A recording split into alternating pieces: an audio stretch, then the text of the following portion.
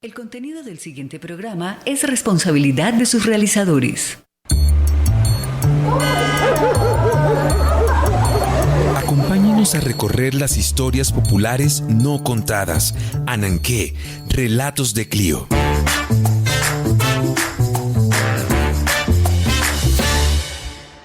Bienvenidos.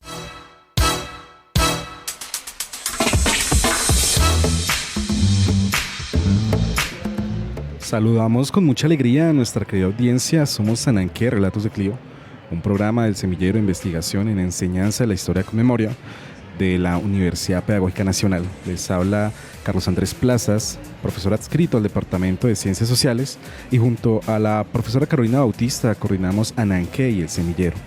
Transmitimos desde la ciudad de Bogotá, situada en el corazón de Colombia, y agradecemos a quienes nos escuchan y nos sintonizan desde la señal virtual de la Pedagógica Radio, a través de las emisoras comunitarias universitarias con las que llegamos a diversas audiencias, desde la costa atlántica hasta la región cundiboyacense, y a quienes nos escuchan en formato podcast en diversas plataformas. Este espacio educomunicativo es posible gracias a nuestro equipo de trabajo de la Pedagógica Radio, Yolanda Barrantes y Luis Bautista en producción sonora, Duván Cárdenas en comunicaciones, Mario Enríquez en control máster y Alejandro Sepúlveda en la dirección general. Hoy, desde la Feria Internacional del Libro, la FILBO, hablaremos sobre humor político. El humor político podría entenderse como un conjunto de prácticas discursivas, visuales, escénicas o mediáticas que utilizan la risa, la ironía, la sátira, el humor negro, la parodia, lo absurdo, la caricatura, para comentar, criticar, cuestionar o legitimar instituciones, relaciones de poder, actores políticos, conflictos sociales. Y esto nos lleva a decir que no solo se trata de hacer reír, sino una forma de intervención simbólica en la esfera pública. Es decir, también podemos entender que hay una semiótica de los lenguajes de lo visual a partir de estas formas de humor político. Desde la historia y las ciencias sociales, el humor político ha sido estudiado como un lenguaje cultural, un arma crítica, un mecanismo de resistencia, una forma de propaganda, un termómetro social y demás. Hoy en cabina nos acompaña Fausto Benítez y Mauricio Farfán, y hablaremos con ellos respecto a las diferentes formas de entender este humor político en un contexto colombiano. Hola Fausto, ¿cómo te encuentras el día de hoy? Hola Carlos, muy buenos días a usted, a Mauricio y a todos nuestros auditores. Un cordial saludo, muy bien. Muchas gracias Fausto. ¿Qué tal Mauricio? ¿Cómo está una vez más acá en los micrófonos de la Pedagógica Radio? Claro que sí, profe. Saludos a toda la audiencia, al profe Fausto también, y también a toda la gente que nos está escuchando. Muchas gracias por esos saludos. Historia Central.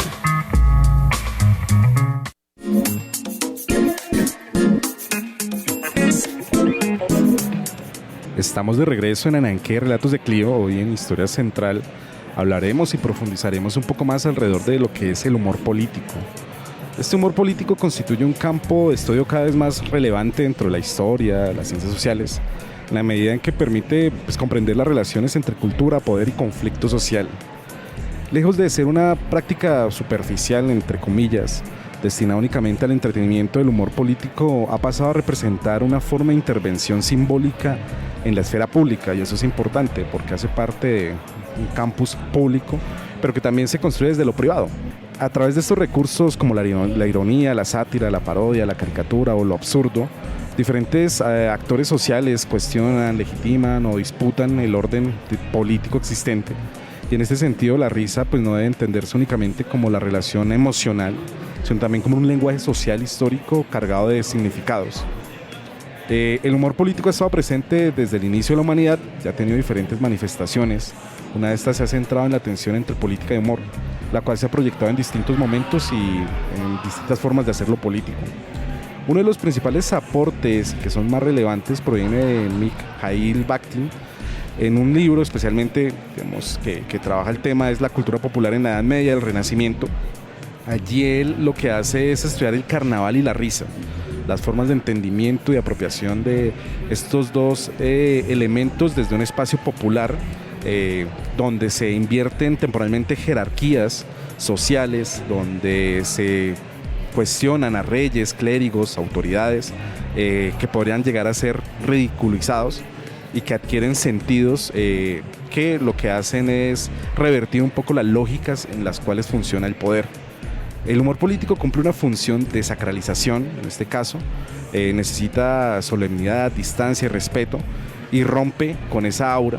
Y cuando, digamos, un gobernante es caricaturizado con exageraciones físicas o convertido en meme, pierde pues parte de su autoridad simbólica, y es una de las finalidades que conlleva este humor político.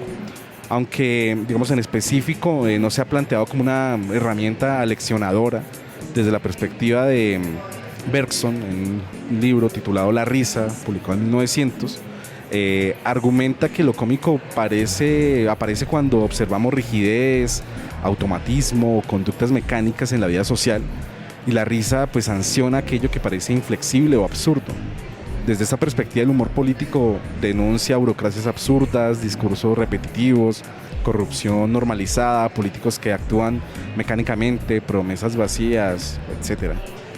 Otra perspectiva que trabaja desde lo simbólico y desde el uso de los lenguajes, el postestructuralismo, es el trabajo de James Scott, donde él desarrolla la idea de que distintos grupos subalternos no siempre resisten desde acciones abiertas, directas o revolucionarias, sino que también a través de prácticas discretas como los rumores, los apodos, las burlas, los comentarios irónicos, y estas armas de los débiles, entre comillas, como lo menciona él, permite cuestionar la dominación sin enfrentarse directamente al poder. En este caso, el humor político podría leerse entonces como una práctica subalterna que expresa malestar social, especialmente entre sectores con acceso limitado a canales institucionales o desde el mismo ejercicio del poder. Allí encontramos coplas populares, caricaturas, grafitis, memes anónimos y diferentes formas de construir o de pensarse la crítica política desde abajo. Antes de entrar al diálogo con nuestros invitados, en el caso colombiano podríamos decir que en el contexto histórico, el humor político desde el siglo XX, entre 1920 y 1950, esta caricatura editorial en Colombia no solo fue un recurso de entretenimiento, sino que también funcionó como una editorial visual capaz de construir imágenes del amigo, del enemigo político, reforzar identidades partidistas, traducir disputas entre liberales, conservadores a un lenguaje del humor, la ironía y la exageración. Según Acevedo, las caricaturas participaron en la formación de estereotipos, prejuicios, representaciones que alimentaron tanto la confrontación simbólica como la violencia política de la época. En ese marco, la caricatura se desarrolla en estrecha relación con la prensa de partido y con el debate público de la primera mitad del siglo XX.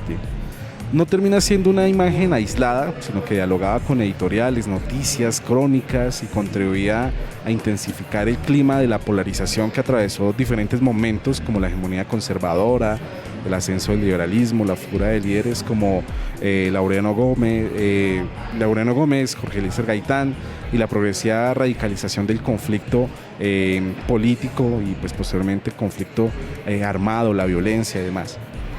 El libro también muestra que caricaturistas como Alfredo Greñas, Ricardo Rendón, José Pepe Gómez y Adolfo Samper Bernal fueron claves en la consolidación de este lenguaje visual y político. La caricatura no solo reflejaba una realidad ya dada, sino que ayudaba a producirla, moldear percepciones, reforzaba antagonismos, legitimaba formas de exclusión simbólica en ciertos contextos y se conectaba con prácticas de violencia física. Por eso, al llegar a 1950, el problema ya no era únicamente el humor político como crítica, sino el papel en la construcción de un ambiente de confrontación partidista que antecedió y acompañó la violencia de mediados del siglo, ¿no? Acá podría entenderse como un punto de inflexión, pero posteriormente también van a haber otros momentos en donde el humor político se transforma de manera constante. Y allí, digamos, me surge una inquietud para que empecemos a dialogar, y es qué relación existe entre el humor político, la violencia en Colombia, desde el asesinato de Jaime Garzón hasta la actualidad. ¿Ustedes cómo lo perciben, Mauricio, Fausto?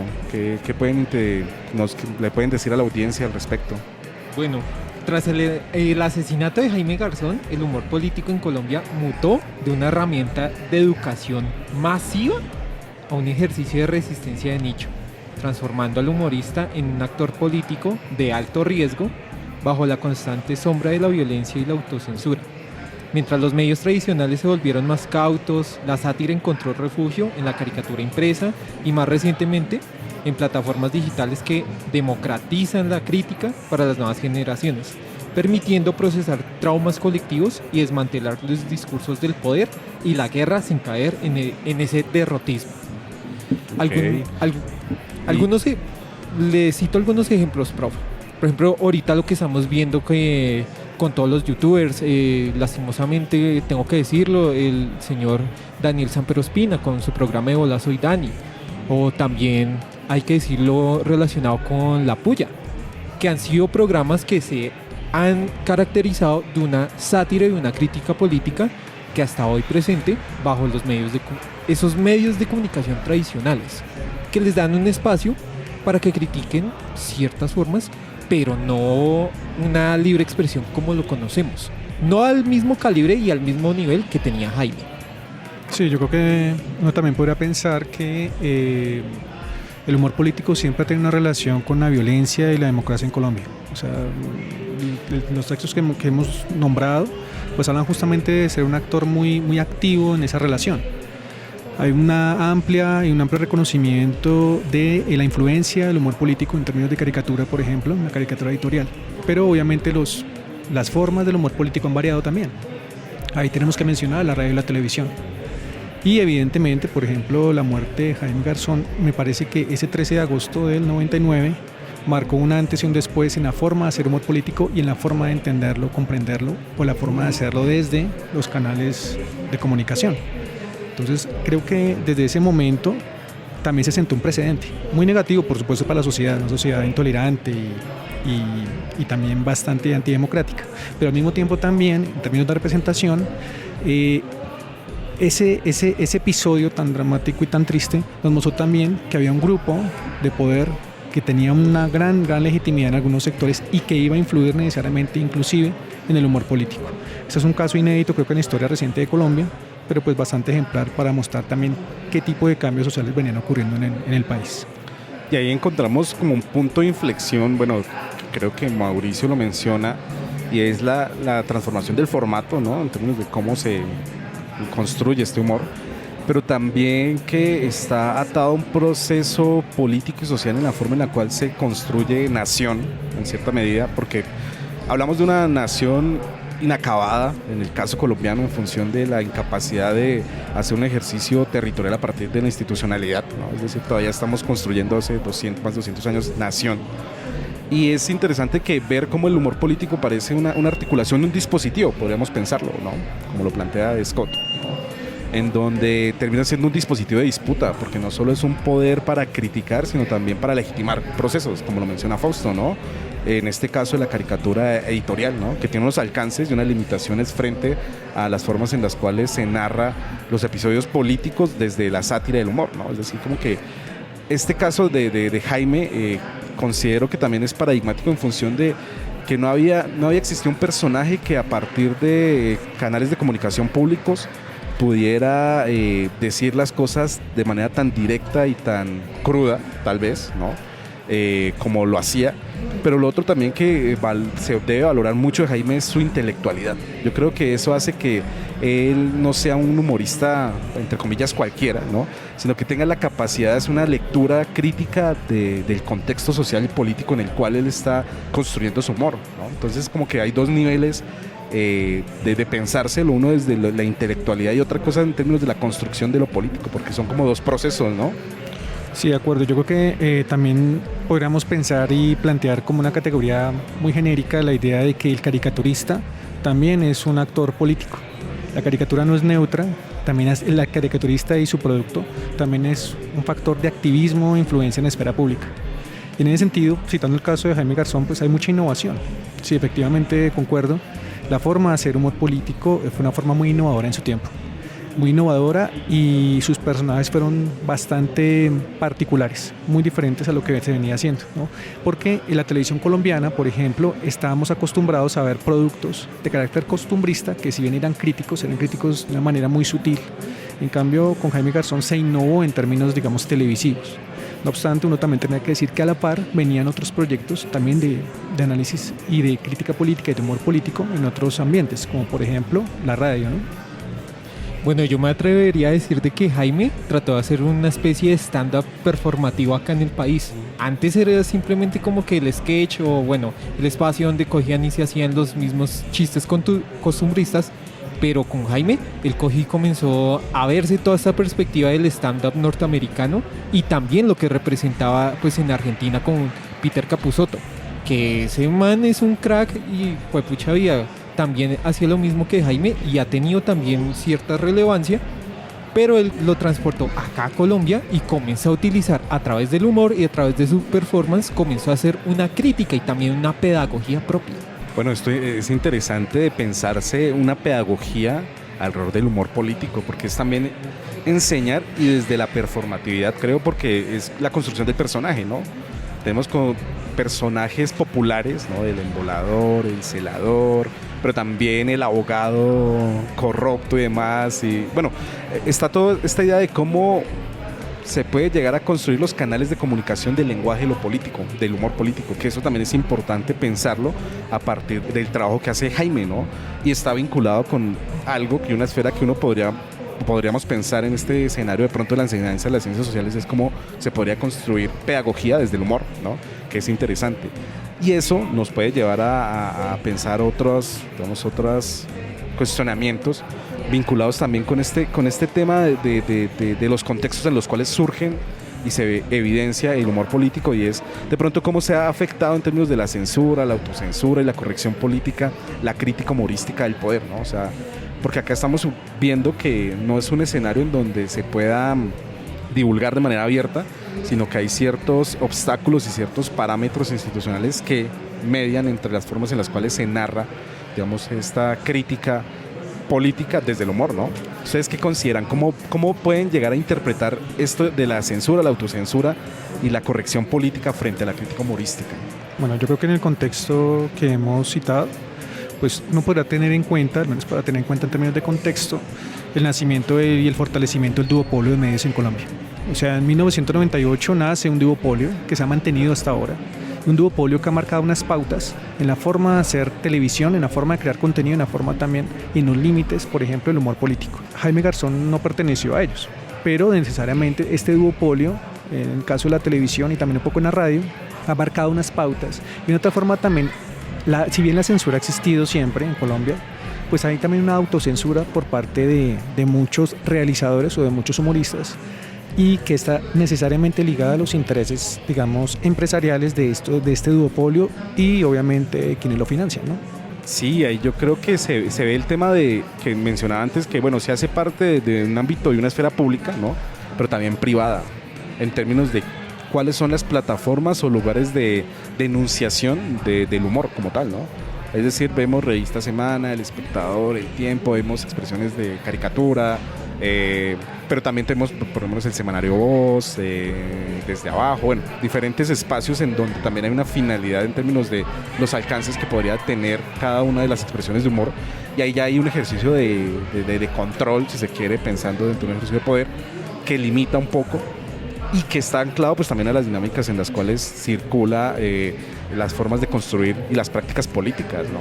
Vea, profe, yo les voy a citar dos ejemplos exactos de la actualidad acá en Colombia. Primero les voy a citar con lo de la censura y la autocensura que sufrió pues Matador con una de las caricaturas que hizo con Paloma Valencia. Eso fue un shock mediático y pues también nos hace pensar a nosotros como que bueno, ¿qué estábamos reproduciendo nosotros a través de esa caricatura? ¿Qué mensaje estamos tratando de reproducir? Entonces, desde la misma caricatura uno comienza a pensarse cuáles son esos estereotipos que están presentes dentro de nuestro imaginario colectivo y cómo los estamos reproduciendo, y también cómo nosotros podemos tratar de denunciarlos. Y el otro caso específico que les digo es estos comediantes de Fox News, que ellos al principio simplemente eran comediantes y después comenzaron a crear todo su proceso político con esta puesta en escena, que están influenciados también por parte de Jaime Garzón, pero también por parte de Juan Piz González, que hacen un performativo. Ellos hacen un performativo, pero los de Fox News simplemente satirizan como a estos noticieros y toda la cuestión. Aún así, ellos también han sufrido censura y también se ha visto ese mismo humor cómo ha reproducido otros estigmas dentro de la sociedad colombiana. Sí, también con el auge de las redes sociales, esas personas ya no solamente son humoristas, sino son figuras públicas. Y sobre esas figuras públicas también existe un juicio social, mediático, también fuertemente influenciado con los intereses políticos de quien hace ese juicio. El caso, por ejemplo, de Matador es ejemplar. Cuando el propietario del periódico sintió que sus intereses no estaban siendo vulnerados por el caricaturista, simplemente lo despidió. Y eso también marca ciertos precedentes en la forma en la cual no solamente se opina en Colombia, sino en la forma en la cual funcionan los medios. Eso es un factor que me parece bastante novedoso, bastante decisivo pues, en la coyuntura actual. Y eso nos llevaría también a... Bueno, ya tenemos como diferentes aristas de cómo podríamos interconectar el humor político desde la performatividad, pero también desde la pedagogía, pero acá también desde el mismo desarrollo y construcción de los medios de comunicación en Colombia, porque van a ser las plataformas que permiten divulgar estas formas de humor. Sin embargo, bueno, con la llegada de las diferentes tecnologías, diferentes formas de comunicación, también pues hay como ciertos limitantes, ¿no? Por lo menos cuando vemos YouTube, ¿no? Que es de libre acceso, que tiene, bueno, pero también tiene unos alcances frente a lo que se narra. Ciertas palabras están censuradas, ciertas formas, y que detrás de eso recurre también la práctica económica, ¿no? Es decir, bueno, yo a partir del humor, pues sí quiero divulgar una idea, pero también quiero vivir, ¿no? Y en esa misma medida quiero monetizar, ¿no? Y al momento de monetizar, pues ciertos videos no pueden monetizar frente al uso del lenguaje, y parte también como una forma de censura en cierta medida, ¿no? Porque pues también son empresas, ¿no? O sea, vemos YouTube, vemos a quién pertenece todas estas plataformas, y también hay como ciertas políticas de divulgación y de formas de narrar, ¿no? Y eso nos lleva a pensar otra inquietud, otra pregunta, y es, digamos, ya hemos hablado cómo el humor político está conectado a diferentes esferas, y en esa medida, digamos, cómo el humor político ha fortalecido la democracia en Colombia, o por el contrario, creen que es reflejo de su crisis y polarización. ¿Cómo podríamos hacer una lectura respecto a eso? Bueno, yo digo que ambas. La ha reforzado bastante más en la población juvenil. De hecho, últimamente se ha visto que los caricaturistas, en este caso me voy a situar con los caricaturistas, han tenido un mayor alcance con la población juvenil. Han surgido nuevos artistas, gráficos, que ellos mismos han creado sus propias caricaturas y han creado colectivos o parches donde han demostrado y han generado cierto aumento por la preocupación de qué es la democracia en este país. Pero a la vez también se ha mantenido que estos mismos caricaturistas comiencen a tomar ciertas posturas, y pues también se comience a tratar de Ideologizarlo, ajá. todas estas posturas y también las mismas caricaturas. Un caso específico, hay un caricaturista que se llama Diego Caricaturista. Él está rotundamente a favor de Fajardo, el candidato Fajardo, aunque no lo quiera dar a entender, pero sí está a favor del candidato Fajardo.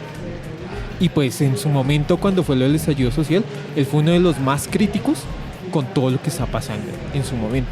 Entonces creo que es como que tratar de demostrar como toda esta cuestión de la movida de la caricatura en la actualidad, cómo ha mejorado en la democracia, pero también se la ha tirado en cierta forma. Yo creo que la democracia es un concepto un poquito abstracto, muchas veces es difícil medirla, y creería que el humor político, en términos de representaciones imaginarios, puede hablarnos de, tal vez no del tipo de democracia que tenemos, sino posiblemente el tipo de democracia que nosotros vivimos o interpretamos. Es decir, las formas de gobierno, cómo lo entendemos, cómo se interpreta, y un poco también cómo se lucha con ese tipo de ideas. Ok. Bueno, y eso también está mediado frente a mecanismos de control, de dominación, bueno, si se quiere pensar, y también en la forma en la cual circulan las ideas políticas, ¿no? Que podría pensarse respecto a esta forma de cómo podría ser reflejo de la democracia o de la polarización, que yo creo que la polarización hay mucha y se ha ido profundizando de manera constante en los últimos 25 años. Bueno, yo creo que en toda la historia de Colombia la polarización política estaba marcada, sin embargo, la extensión que ha habido a la esfera pública y ciudadana pues se ha visto mayor ha tenido más alcance en las últimas, tal vez, 3 décadas, en donde el humor político pues también se ha visto inmerso, ¿no? En este caso que menciona Mauricio, donde digamos una práctica política que ha sido de pronto en cierta manera autogestionada por la misma imposibilidad de que no hay acceso a recursos muchas veces, y ese acceso a recursos está condicionado frente a convocatorias, frente a ciertas condicionantes, pero digamos como hay algunos caricaturistas que surgen de esa ala independiente, autónoma y demás, pero pues también poco a poco han ido tomando, digamos, una senda política en función de un partido, un personaje y más, lo cual muchas veces hace que pierdan perspectiva, ¿no? Sin decir y sin infravalorar el trabajo previo que hay respecto a surgir desde la autonomía o desde la autogestión de recursos, pero también, digamos, son realidades a las cuales se ven inmersas también frente a la falta de posibilidades, ¿no? Y esto pues nos lleva también a pensar un poco estas transformaciones de los medios de comunicación, ¿no? Digamos, ¿qué papel ha tenido la prensa, la radio y las redes sociales en la transformación del humor político en este periodo? ¿Ustedes cómo ven este fenómeno? Porque creo que es transversal a muchas cosas, ¿no? La forma en la cual consumimos todo en general va en términos de la forma en la cual nos informamos y conocemos a partir de los medios de comunicación en las últimas décadas, ¿no? Sí, efectivamente. Especialmente la radio en Colombia ha tenido una gran influencia en la forma en la cual los imaginarios sobre política, democracia y humor se han conformado. Yo creo que uno de los casos, no el único, pero sí el caso más relevante es La Luciérnaga. La Luciérnaga ha sido tal vez uno de los programas más longevos en la radio en Colombia relacionada con humor político. No obstante, digamos que uno puede notar que al paso del tiempo ha habido un cambio en el enfoque en el cual se hace humor político. Necesariamente uno también tiene que pensar que también, como hemos hablado, los intereses empresariales han primado, pero también la forma y los públicos han cambiado. La forma en la cual este público o esta generación entiende el humor está mediado necesariamente por la forma en la cual las redes sociales funcionan y obviamente los intereses que se mueven a través de ello. Creo que especialmente en Colombia ha habido ejemplos muy interesantes, muy novedosos de comunicación en términos de humor político. Sociedad es un ejemplo de ello en televisión, Los Reencauchados, otro ejemplo de ello, pero que con el paso del tiempo este tipo de innovaciones han empezado a desaparecer y han empezado a dar lugar especialmente a las redes sociales que han tomado esos espacios y han tratado de también hacer cierta innovación en la forma de comunicación, en la forma de contenido que hacen. Entonces, bueno, yo hago hincapié en la parte de los youtubers y también por ejemplo, en Instagram y pues en TikTok, que está más reciente ahorita. Yo recuerdo que cuando estaba en el colegio, uno de los primeros youtubers, o bueno, el primer youtuber que hablaba así sobre política y toda la cuestión en Colombia fue Daniel Sanpero Ospina. Me parecía interesante y yo dije, esto es bueno, y desde ahí yo comencé a aprender sobre política. Después vino La Puya, después vinieron el resto de analistas políticos y también todo lo que se ha creado con proyectos de análisis y también de humor político. Recuerdo también cuando se creó esta emisora Blue Radio, que crearon también ese programa de Vox Populi, que aún se sigue manteniendo y que a veces hablan así y toman todo ese colectivo que han creado y pues cogen y lo transmiten en la actualidad. Y pues ahorita nos podemos dar cuenta que en RTBC pues tienen un programa también sobre humor político, está Ley Rincón, creo que es a las 4 de la tarde. Y pues también en YouTube comenzaron estas mismas emisoras comenzaron a mostrar en cabina cómo eran esas rutinas y comenzaron a subirlas a YouTube, y ahí fue que comenzaron a ganar más público. Había gente que no escuchaba radio y ahora uno ve y está en streaming las emisoras de radio, entonces ahora uno se mete a las 6 de la mañana y escucha a Julio Sánchez Cristo a las 6 de la mañana hablando y se muestra la emisora y pues él está hablando con todas las personas, y a través de todo eso ha mejorado como toda esta relación entre la radio y los otros medios tradicionales con las redes sociales y con lo nuevo que está pasando en la tecnología.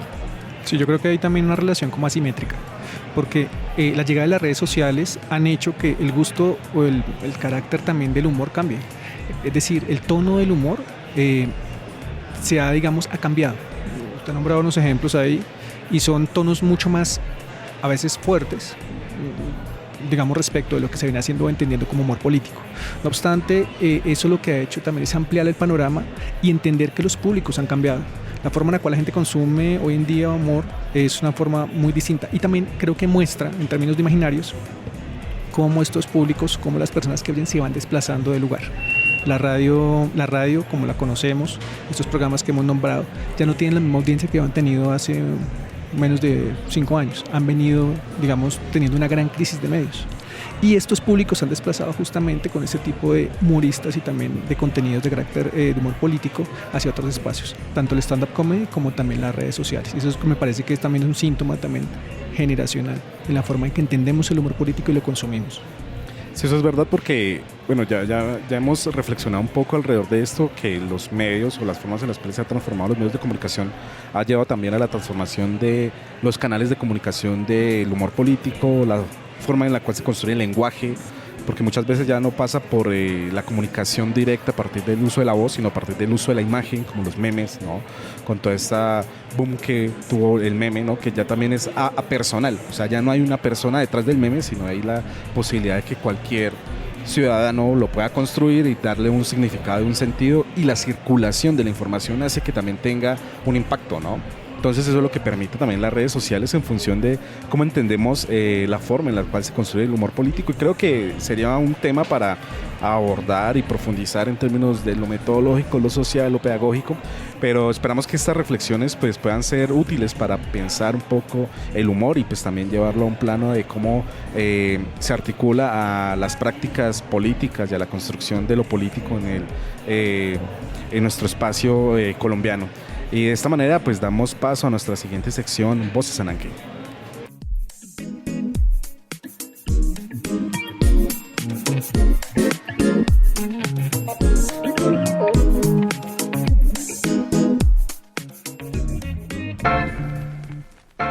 Las voces de Ananke.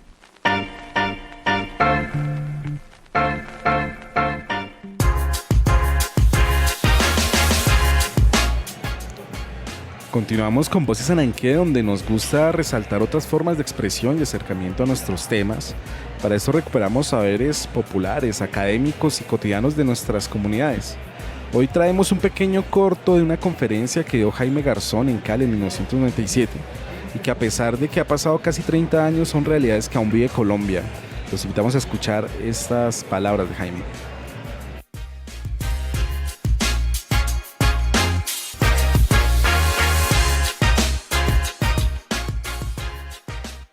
Todo ese sin saber para dónde vamos se debe a que no tenemos un propio reconocimiento de nuestra propia identidad. Nosotros no sabemos si somos mestizos, si somos españoles, y sin embargo seguimos rindiendo un tributo y un respeto a esa clase alta dueña del poder.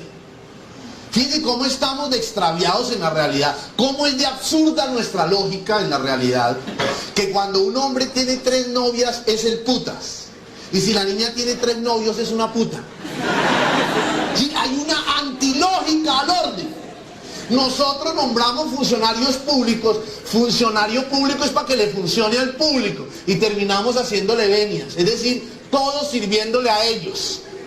Es un absurdo. El país es una gran finca en la cual habitamos todos, y por constitución tenemos derecho a un nombre, a una nacionalidad, y somos dueños de la soberanía. Nosotros decidimos qué hacer con este territorio. Elegimos a un mayordomo, entonces nosotros abrimos licitación, por decir así, a un agregado. Abrimos una licitación. Entonces sale y dice: yo estoy seguro que ustedes que no van a venir a elegir a mí, vamos a sacar adelante esa finca y vamos a hacer acueducto en todos los municipios. Pues bueno, entonces el otro dice: no, yo no quiero hacer eso, es nada, no sé qué. Y de pronto ella dice: no, elíjame a mí, yo salgo adelante. Y uno elige. Y resulta que lo nombramos para que la vaca diera más carne, para que la gallina diera más huevos, para que el petróleo fuera rentable. Y se roban la gallina, matan los huevos, matan la vaca. Ejemplo, ¿dónde está la plata de la telefonía celular? ¿Dónde está la plata que están sacando en Yopal el petróleo, la British Petroleum Company? ¿Dónde está esa plata? ¿Qué se hace? ¿Es acaso Yopal un emporio de crecimiento y un municipio modelo? Es un centro de putas y traficantes. Eso es Yopal. Y los colombianos aquí. Porque no asumimos esto. Porque como esto no es mío, los colombianos deberíamos mirar el Estado así. Y lo tenemos que mirar es así. Por favor, me instala teléfono en mi casa. Pero eso es una obligación. De sus impuestos, de los impuestos de sus papás sale la plata para que el tipo tenga carro, automóvil, escolta, seguridad y sueldo para que me instale el teléfono. No es, ay, me da un favor, concejal, a ver si yo le consigo unos boticos y usted me da el favor y me... Tenemos el orden, no sabía. Pero insulto a la samperista, la virista, su madre, la suya. Y ellos allá así. Después siguió la discusión, me imagino que van a entrar tres veces serpista, samperista, javinista, la suya. Y serpa allá. En el 2012 empezaron noemista, samperista, gavilista y Santofimio Botero. La moraleja que le queda, que lo único que les queda a ustedes son dos cosas. Primera, que si no reaccionamos, ustedes jóvenes, y asumen el control de su propio país con los elementos que les da la Constitución, por ejemplo el voto, si no hacen uso de eso, para bien, cerremos y vámonos. Sigamos mirando allá al país y nosotros mirando para otra parte.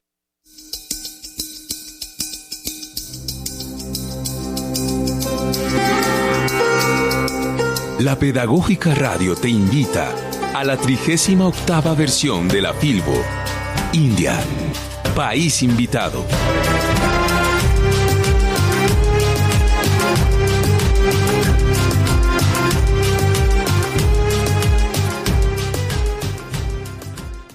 Autores célebres de la India. Arundhati Roy, 1961. Saltó a la fama mundial con El Dios de las Pequeñas Cosas, una novela que explora las leyes del amor y las restricciones sociales en Kerala. Es también una destacada activista política. Escucharnos es leernos. Una invitación para conectarnos a través de los libros en la Filbo 2026.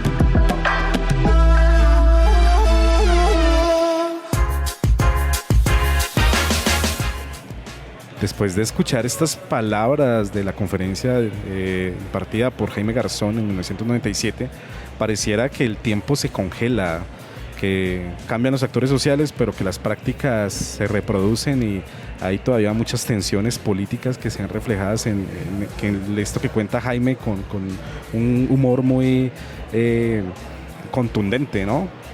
Muy efectivo.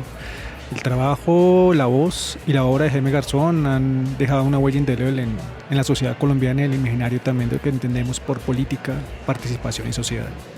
Es una voz que termina siendo muy presente en el contexto que hoy vivimos, ¿no? Y pues también ha demostrado que el humor en Colombia sí tiene una forma de hacer política. Y pues para nosotros los jóvenes, lo digo porque todavía sigo siendo joven, es un referente único. Es un mártir ideológico, podría tratar de decir yo, es un mártir ideológico, Jaime.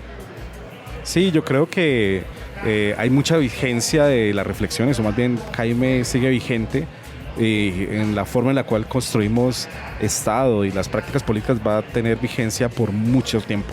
De esta manera, pues los invitamos a seguir con nuestra próxima sección Ananke en las redes.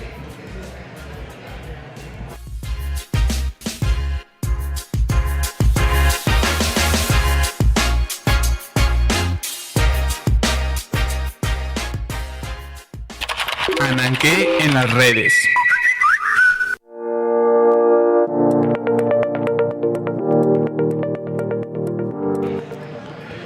No olviden que nos pueden encontrar en Facebook como Germinario de Enseñanza de la Historia con Memoria y en Instagram como Germinario_UPN. Pueden encontrar nuestros episodios en formato podcast en YouTube y en iVoox. Nos despedimos y agradecemos su escucha desde diversos rincones de nuestro país, de América Latina. No se pierdan el próximo episodio de Ananke por la Pedagógica Radio.